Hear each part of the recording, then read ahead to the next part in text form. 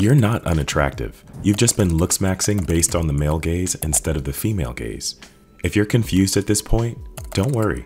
You'll understand what I'm talking about by the end of this video. Most of you guys out there are doing your best to look great. There's only one problem. You're doing it from the male perspective rather than the female perspective. Men have a very different understanding of what most women find attractive. Men think that women like Vin Diesel, John Cena, basically extremely jacked men. If you've been looksmaxing to look like these men, I'm afraid all you're going to get is compliments from the gym bros. Women, on the other hand, will run away from you. What women actually find attractive is the opposite. Think Adam Driver, Andrew Garfield, Keanu Reeves, and Michael B. Jordan. What do these men have in common? They're big, yes, but to a certain extent. Lean and fit. Now, there's nothing wrong with bulking up and going into bear mode. If that's your vibe, then stick with it. But if you want to be as attractive as possible to appeal to women, you're gonna have to looksmax through their perspective instead of yours. So what are the do's and don'ts of being on the female gaze spectrum? Let's get into it. Keep it lean. If this were the 10th century when women liked hunter-gatherer types, then bear mode would definitely be in vogue. But contrary to what a lot of YouTube videos might tell you, bigger is not always better.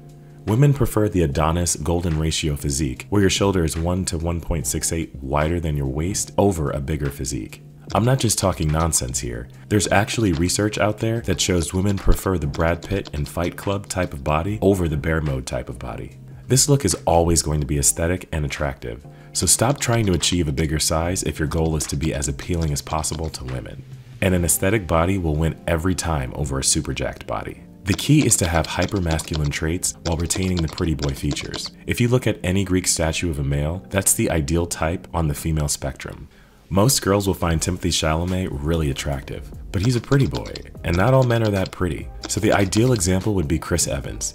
He has a hyper-masculine body, plus he's good looking, and when he has that beard, that just makes him stand out more. Not only improving your physique, but paying attention to small details will significantly increase your attractiveness on the female spectrum.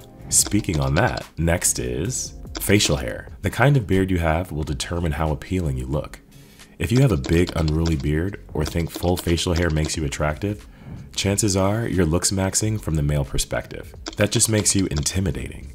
According to research, most women prefer thick stubbles because according to them, it was the most indicative of maturity, dominance, and aggression. Women don't typically like a full face of facial hair to wake up to in the morning, but if you still want to keep your beard, go for it. It's really not that hard to looksmax from the female gaze. All you have to do is pay attention to what celebrity women are currently dying for. Women like to fantasize about their ideal man and would often seek them out in celebrities. Celebrities like Timothée Chalamet and Tom Holland have the boyish charm with no beard. However, some of us look downright ugly with no beard, so think Chris Hemsworth and Michael B. Jordan. They have a little bit of a stubble beard thing going on.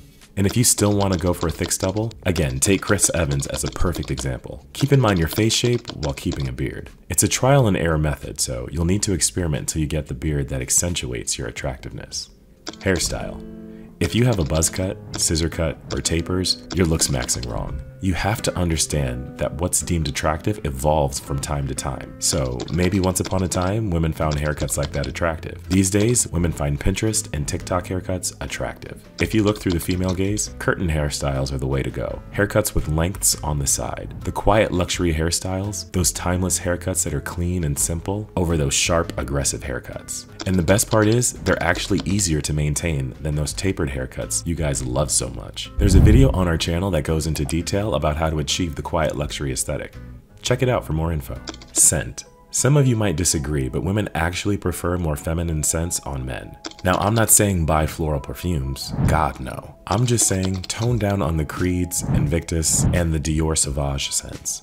They're too aggressive and overpowering. Women want to feel warm and safe around men, and they don't want to be triggered by extreme hypermasculinity. Smelling a little more feminine than you're used to can attract a lot of girls. It allows them to see themselves in you. If you're able to look a little bit softer instead of rough around the edges, women will be drawn to you. It's like you're mirroring some of their beautiful qualities back to them. Perfumes like Bon Parfumeur and 701, The Perfumer's Story by Azizi's After Hours Eau de Parfum, and Tom Ford's Tobacco Vanille are perfect because they're masculine scents with floral notes. Jewelry and accessories.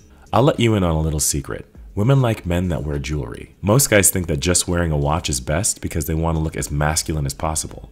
But the female gaze prefers men that wear rings, necklaces, bracelets, and a few accessories. And I'm not saying put rings on every finger, go for the loudest watch, stack on different chains. Leave those things to the rappers. You'll just end up looking like a clown. The key is to keep everything subtle.